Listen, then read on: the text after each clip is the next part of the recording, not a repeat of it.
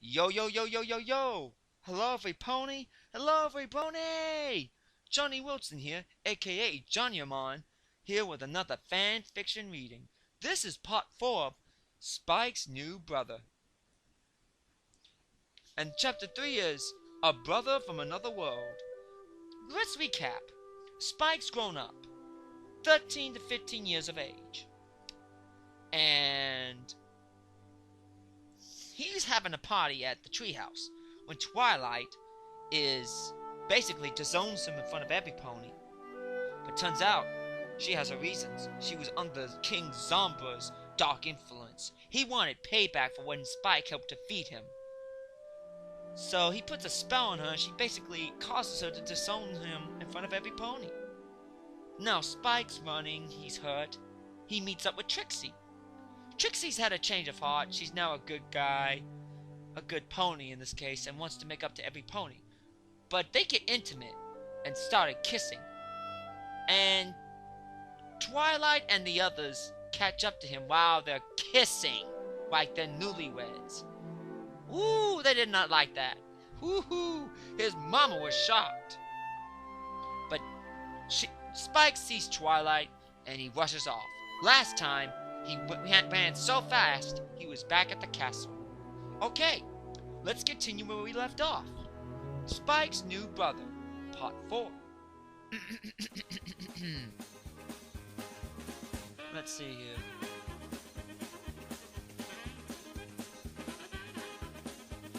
Okay, got to bear with me. Oh, here we go.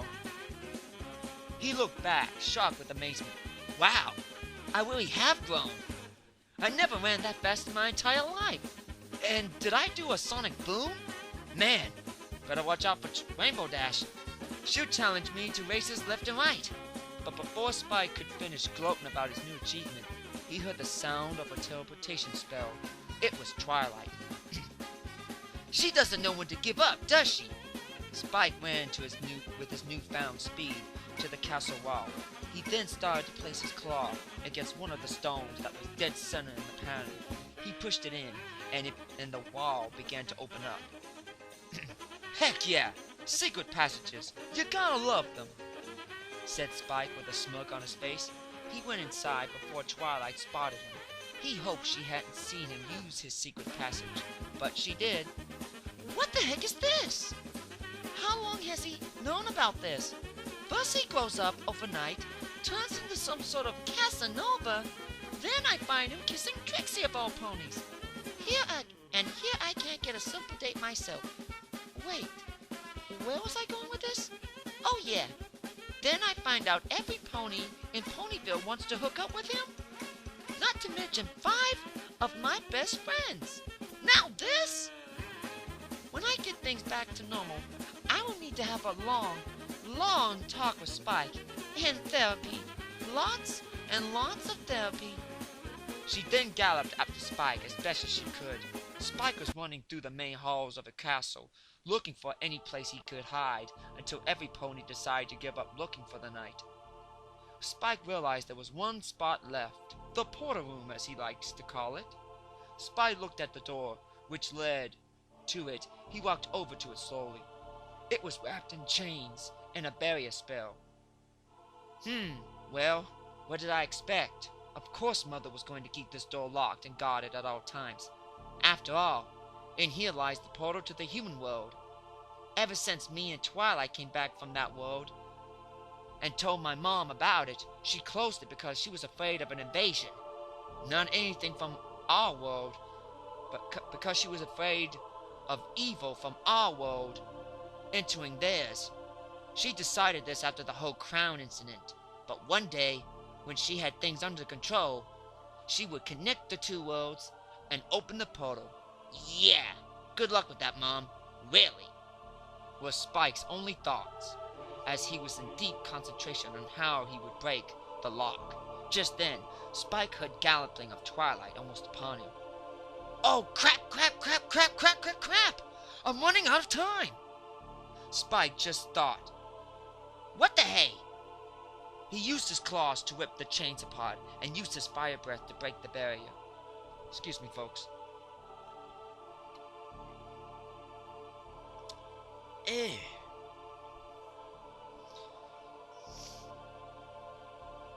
The barrier disappeared as he quickly opened the door and shut it quietly behind him. He didn't want Twilight to figure out where he was there. Twilight galloped past the door, shouting his name. "Spike! Spike! Please come to me! I have something to tell you! Spike! Please, don't do this!" Spike listened as the galloping noise went further and further away. Excuse me if I stutter, folks. Just getting over a cold. Spike wiped the sweat off his brow with his claw, sighing in relief. "Close one. Spike? Oh crap." Spike then barricaded the door, using his magic flame to cast a barrier of his own. Not strong enough to keep her out forever, but strong enough to do what he needed to do. That should do it. Spike turned around and saw exactly what he was looking for. "There you are. With you, I'm out of this world." Twilight pressed her ear against the door, realized what was going on, and what he was planning to do. She gasped in fear as she realized what door he had gone through, as she saw the chains on the floor. "Spike! Don't tell me! He wouldn't!" But it was apparently that he was going to do what she thought he was going to do, or he wouldn't have gone to all the trouble of getting through this heavy barricaded door and barrier if he wasn't. Twilight's heart sank further into her soul than it ever had before, tears foaming in her eyes, coming in boatloads. "Spike, please don't do this! You don't understand! Please, give me a chance! You can't really be thinking about going to another world!" Spike turned his head around. He started to thinking about it. Did he really want to make this choice? Was he really about to throw everything away? Spike only stood still and remained silent. "Spike, please use your head. Don't make a foolish and mindless choice." Mindless? Like a mindless beast? Spike caught herself too late. "Spike, I didn't mean it like that." But that just tortured his mind. Nothing but a mindless beast. Not my brother. Back at the lake, Applejack and the others were wondering what was going on, basically grilling Trixie, who didn't mind teasing them about her I'm sorry, folks. Didn't mind teasing them about her new romantic advantage over Spike and her supposedly new love rivals. Luna only watched this and laughed. She found this quite entertaining and wondering who was going to win the dragon's heart. She looked at her sister, Celestia, who was still quite frozen in place. Whew. She finally shook herself back to reality. My word, my little boy has grown up very much, it seems. I will have to put my plan to full swing sooner than I thought. Plus plan B and C, Celestia replied with a sinister smile, yet pleasant smile. Luna quickly snapped her head around and looked at her older sister, with a smile. "Dear sister, you don't mean... Are you sure he's ready for..." Trixie and Spike kissing each other as if they were husband and wife on their honeymoon. Trixie only blushed at the remark. The others did not like it. Yes, my dear little sister, I do think it's about that time. With a smile of joyous happiness that Fluttershy, Rarity, Rainbow Dash, and Applejack and Pinkie Pie could not understand, as well as Luna, as well as Trixie. The 6 young mares looked at each other, wondering what was going on. Just then, the sinister smile came back to Celestia. "That's it! Why settle for a plan that has only one ending when you can have a plan that has multiple endings?" Luna was dumbstruck and busted out into more laughter. "By all that is Equestria, seriously? Plan H?" she said as she put her hoof off her mouth, trying to subdue her laughter. "Don't you think that's a bit much?" Celestia, with one eyebrow cocked up, looked around at the many manners that were in love with her son, and then, with a straight poker face, looked back at her little sister and said, "Really? Really, Luna?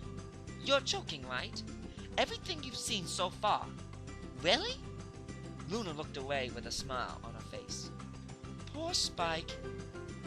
He's going to have a cow when he finds out just what Plan H means," she said under her breath, so no one could hear. Just then, Celestia sensed something was wrong. "Oh no!" she cried, snapping her head back to the direction of the castle. "He wouldn't." "Oh no! Son!" cried out the Princess of the Sun with fear in her voice. Luna and the others were taken aback by this. "Sister?" cried the Princess of the Night. "What in the world is going on?" "It's Spike. He's about to use the portal." Luna's eyes widened.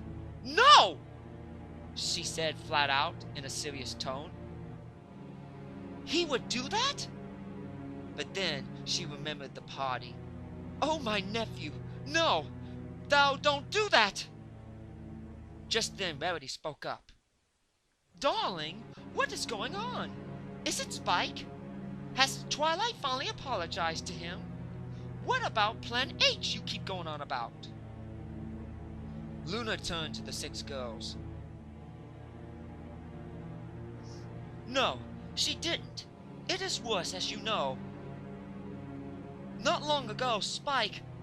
But before she could continue, Celestia opened her wings up and took off into the sky. While she did, the only thought running through her mind was, "I hope I am not too late. I don't want to lose my son. That is a pain no mother should go through." Rarity and the others gasped in shock at Celestia, wondering why she took off so fast, with such a frightful look on her face. Rainbow Dash.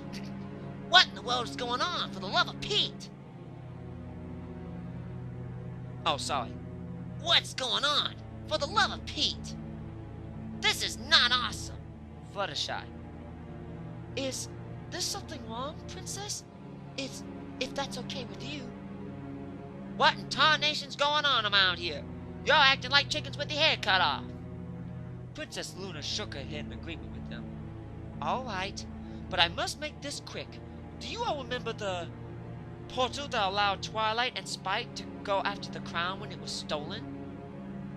"Of course we do," replied Rarity.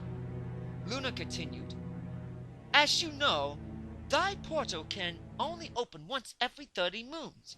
However, ever since then, me and my sister have been studying that portal, and we found out something amazing." Trixie and the others leaned in to find out what was going on, agonizing with anticipation. "The portal can easily be opened at any time, anywhere, by only a dragon." At first, all 6 of the girls looked at each other. They were shocked at this, but they didn't know how it concerned them or Spike. Excuse me, folks. Like I said, getting over a cold, need something to drink.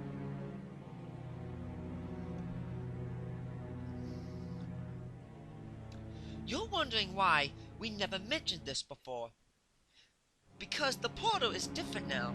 This means thy portal can take you to different realities of our world or to any world, and bring anyone from that world to ours. Oh my gosh, so you can go anywhere you want? Or if you wanted to combine the worlds, you could use the portal, replied Pinkie Pie. Luna nodded. Precisely, Pinkie Pie. That's why me and my sister had originally planned. Ever since Twilight told us that humans are not so different from us, and that they had such marvelous wonders, we were thinking we could start a trade between the worlds. However, since there has been so much chaos popping up lately, what with us losing the elements of harmony, new evil villains popping up every now and again, we wanted to wait until we knew it was truly safe before we even get started about joining the worlds and bringing people to come live here and vice versa. Trixie came forward. My dear Princess Luna, forgive me for being arrogant, but What does this have to do with Spike? Yes, that's the problem. Spike... Oh, Spike might be leaving our world to go to the human world. The six nearly died from shock. From sudden shock. They also surrounded Princess Luna in a circle, attacking her with questions. What do you mean he's leaving us? That's just stupid. Why? Why would he do that? Doesn't he love us? Did we do something to him? Pinkie Pie's mane deflated. No more Spiky Bear? But that can't be. This cannot be. Rarity was upset the most. All this time, after all these years, he's going to leave us? He can't. He can't because I say so. If I had known, I would have been his special sun pony a long time ago. Maybe he wouldn't feel... She was cut off by Applejack, placing one of her hooves around his shoulder. She calmed Rarity down and walked over to Princess Luna, and looked at her with a straight face. Let me guess. It's about Twilight? Said to Spike. He must be in some kind of emotional state of mind. Luna only looked at her with shock. Yes, that's exactly why that is going on. You see, dragons are very emotional creatures. At most times, they seem very mean and rude and flat out dangerous, but they are wrong. They are very emotional creatures, especially to those they love. That is why they're not allowed to start finding mates until they are 13 to 14 years of age, for a good reason.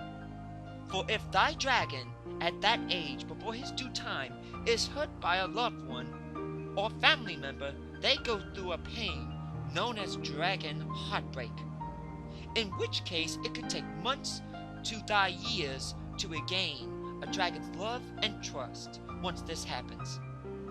And though it is worse for somebody from some pony he has known for a long time. Sorry folks if I'm trying to do the characters, but I just got over a cold. Forgive me. Rarity was shocked to hear this. So are you saying, darling, is that Spike is so hurt by Twilight, he might leave his own world to get away from his pain? Luna closed her eyes painfully, revealing the truth. Yes, that is exactly what it means. Listen, there is more to this than that. But right now, we need to go back to the castle and stop him from making a stupid decision, one that will change the destiny of all of us for the rest of our lives, as well as his. Right! The six ponies shouted in unison and then made a break for the castle. Spike was still staring at the portal mirror. He looked at it, then to the floor, turning around, looked at the door. In his heart, he wanted to go through it so badly to escape his pain. But in his mind, he decided not to go. He couldn't leave everything he knew and loved behind. All the friends he had made, all the adventures he had. But that was before Twilight mentioned the word mindless. I can't stay here any longer. She wants me gone? I'm gone. She wants it so bad, she's got it. Spike walked up to the mirror, inches away from it now, placed his claw on the mirror, and it began to glow into a bright white light. In the human world, at the same time of night, was a lone man, around 13 years old, mildly muscular build, black hair, white skin, Caucasian male. You know, your basic young man. This young man was homeless. Don't get me wrong, he didn't get into trouble or anything. Why?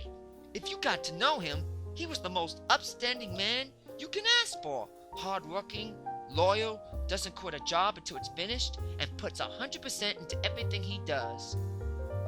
And cares for others, need I say more? However, when he was about 3, his parents died. Oh man, poor kid. And there and they were his only living family, and he would never stand for living in an orphanage. When he was younger, he heard how kids would be mistreated, or worse, missing or dead, and he wasn't about to be one of them. Excuse me, folks, one more time.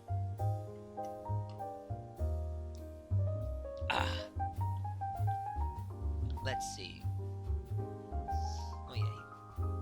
So he lived on his own on the streets, making a living whenever he could, but he always made sure when somebody needed help, he helped them, even if he had to give them the money that he needed to eat. Especially if someone didn't have a dime on him. You guessed it, he would give it to them, even if it's his only penny that he had to his name. That's not in the story, I just added that, but you get it. Creative thinking. There was only one thing that counted all the dark days, when he had nothing to eat. Cartoons! He was a big kid at heart. You couldn't stop him from watching cartoons if you tried. His favorite was, you guessed it, My Little Pony. At shelters and food banks, they would have TVs, and whenever he could, he watched it. He first started watching the series when he was...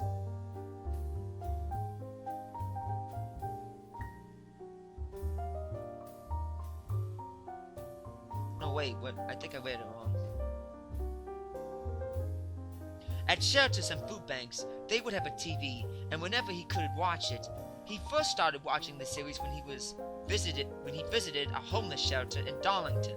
The moment his brown-colored eyes saw this show, he was hooked. He couldn't stop it. It gave him hope. When he was in a pinch, he always thought, what would Rainbow Dash do? Or Spike do? Would they give up? No way. No matter what the situation, all the days he wished to go to Equestria, a world where you were accepted first and not judged later, where you could get a job not based on where you came from, but from how much you worked, and how work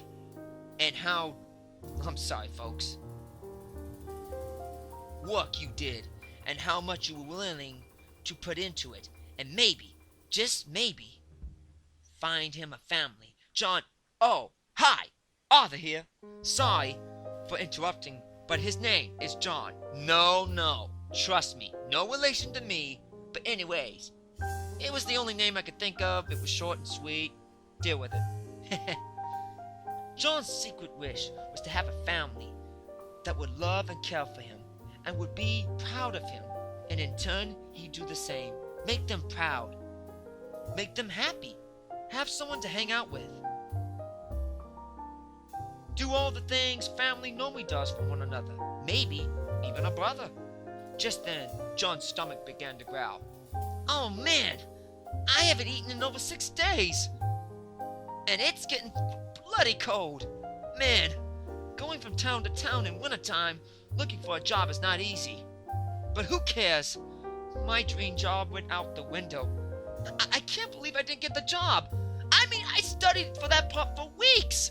I went without food and washing.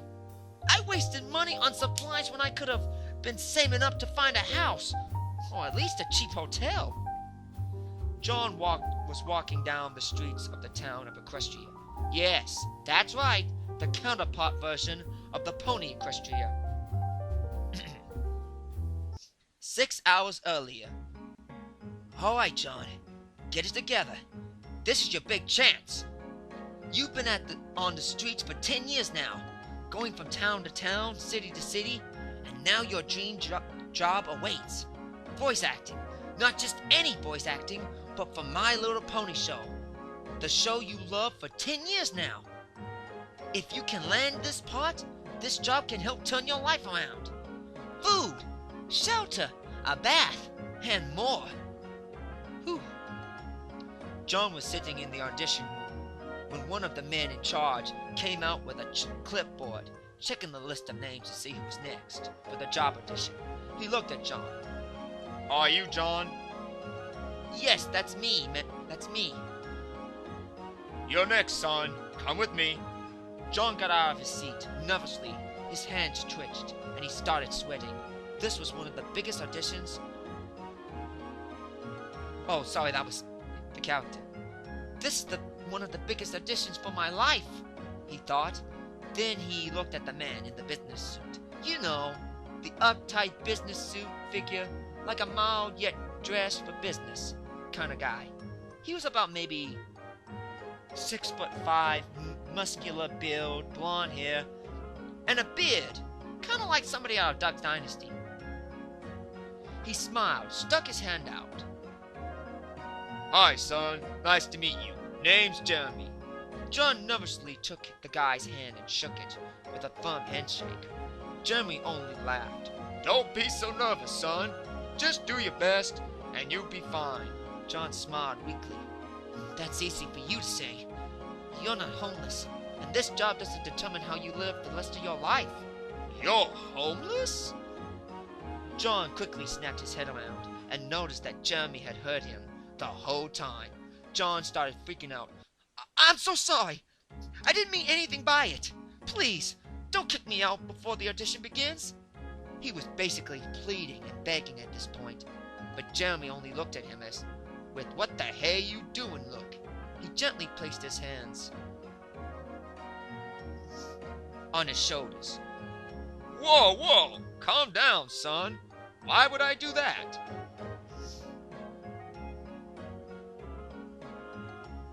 I was asking a question. You don't look homeless. Jeremy looked John up and down. John was wearing a bright white business He was wearing a white, bright business t-shirt, button at the collar, khaki pants, and light brown colored church shoes. You know, a church day outfit.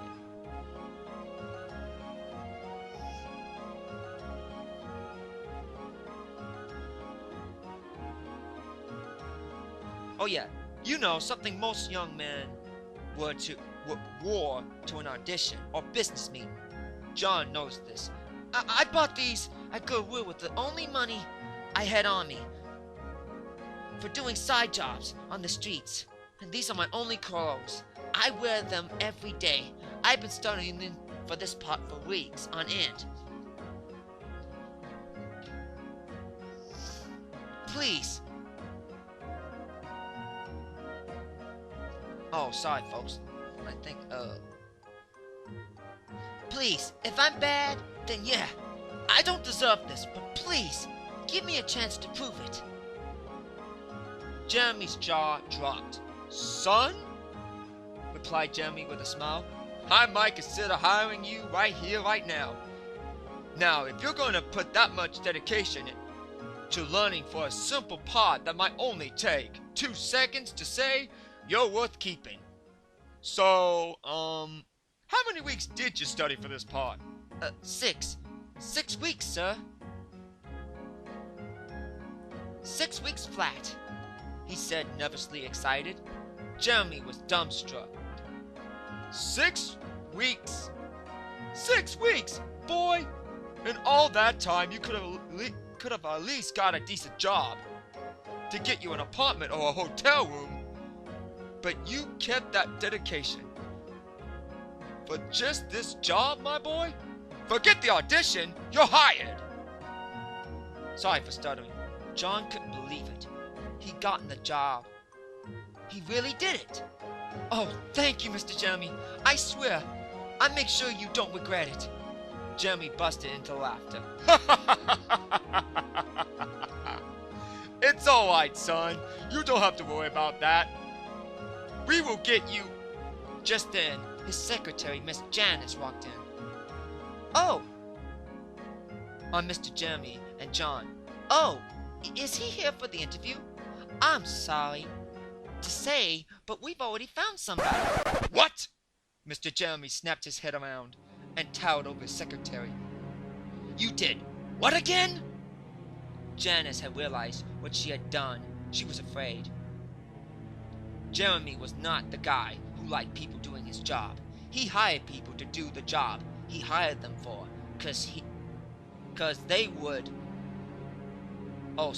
hired them for, cause they would, because if somebody oversteps the boundary of the specific job, they can make a tremendous mistake, in his opinion. Say, like this instance, he could lose out on a great employee to be. Jeremy turned around to John with a nervous look on his face. He shook it off and presented a smile to John and said calmly, John, could you wait here a minute?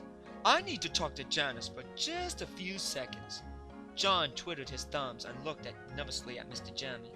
Oh, yes, sir. Take as much time as you need. You're the boss. That was more than enough to hurt him. Jeremy then turned around at his secretary, Janice, with the meanest look he ever made in his life. Janice cringed behind her clipboard. Mr. Jeremy pulled Janice down the hall where John couldn't hear. What the hell do you mean you found somebody? I have a promising young man here who's homeless, but has spent 6 weeks, close to a month, practicing one stupid line that could change his life around. And he believes that because I just told him I hired him. And now you're telling me that somebody else has the part and I didn't even interview this person? And one more thing. I thought I did all the interviewing here at Hasbro. I am the head of the general manager of this building. What the hell are you doing trying to do my job? Your job is to call me when you have some prospecting new talent for voiceovers. They come in here, you get their information, phone number, address, the basics, not interview them. Janice was terrified now. She had been working with Jeremy for 10 weeks, but she never seen him this mad. But she knew she screwed up big time. How long has this new guy been hired here? Replied Mr. Jeremy with daggers in his eyes. Excuse me, my voice is a little harsh after that. Boy, she's in trouble. Janice slowly removes the clipboard from her face, as if she was using it as a shield. 6 weeks, sir. Almost a month ago. We only just finished the new 5th season of My Little Pony. You were gone on your business trip and, well, I thought I would have this out of the way by the time you got back. I'm so sorry, sir. I didn't mean to cause trouble. Mr. Jeremy's heart sank. You know, you are in charge while I am gone, but that does not mean you are in charge of big decisions like this. We've been through this. I know you're my daughter and determined to make a name for yourself. But you can't rush things like this, so you don't make big mistakes like this, not to mention accidentally passing up on a young man who could be your best worker in your entire life. That basically comes off the streets even. But that's all messed up when you ignore your boss's strict orders to call, text, email me, no matter what he is doing. You are not seasoned enough to make these big calls. Do you understand me? Mr. Jeremy froze as he looked at his daughter's face. She had placed a hand off her mouth, tears in her eyes. Mr. Jeremy realized what was going on. He slowly turned around to see that John was worrying about what was going on, since he was taking too long to come back to him, and was right behind him the entire conversation. I see. So, the part's been gone. Well, I understand you make mistakes. I understand, after all, I am homeless. John, No. It's okay. It's life. With that being said, he turned around and went out the building as fast as he could. Plainly, tears were in his eyes. The one job he wanted, the one he worked so hard for, the one job that could turn his life around was gone. He never had a chance. The moment he went, he thought about studying for the... Oh, sorry.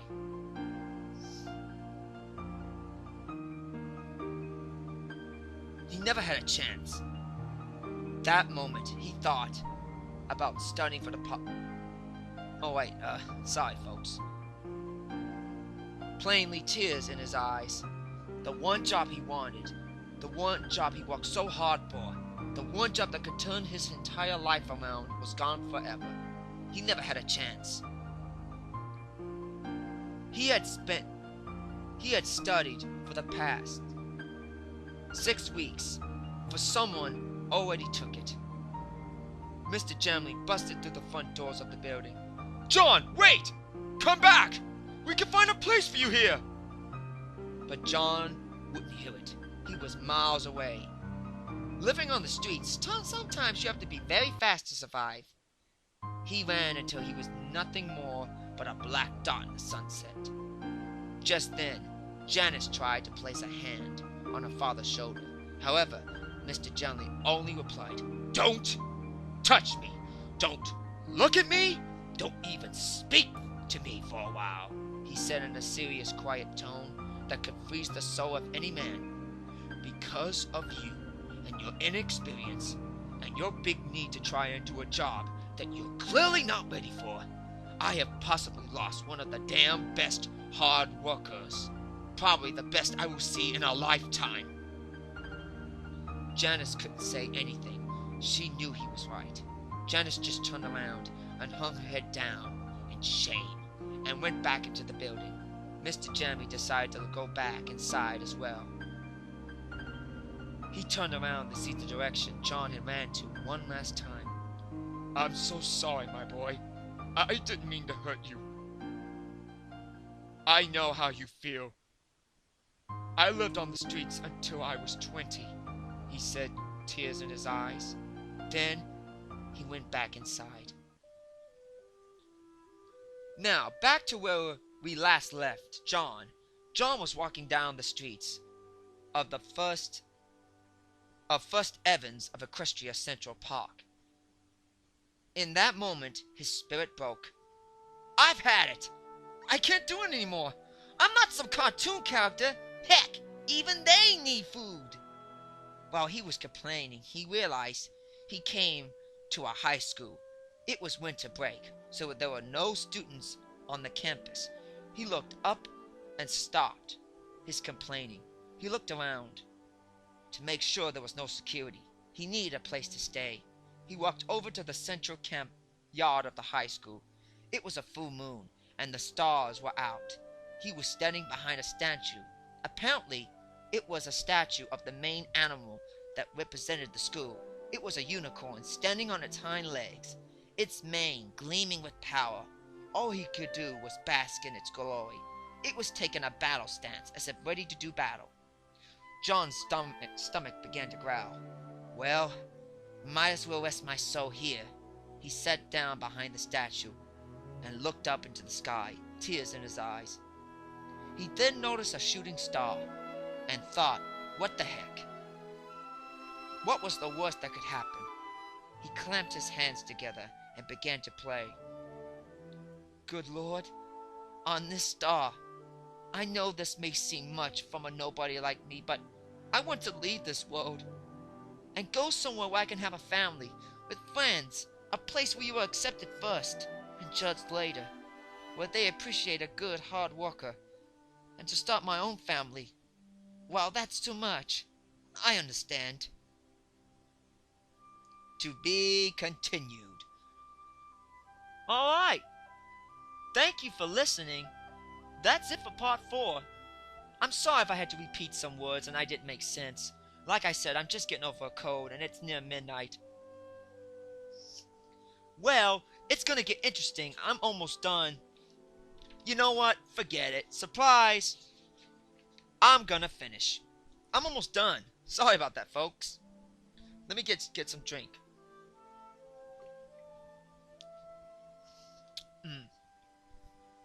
Back at Equestria. "Spike! Spike! Open this door! Please, Spike!" Spike ignored her as he stared into the white void.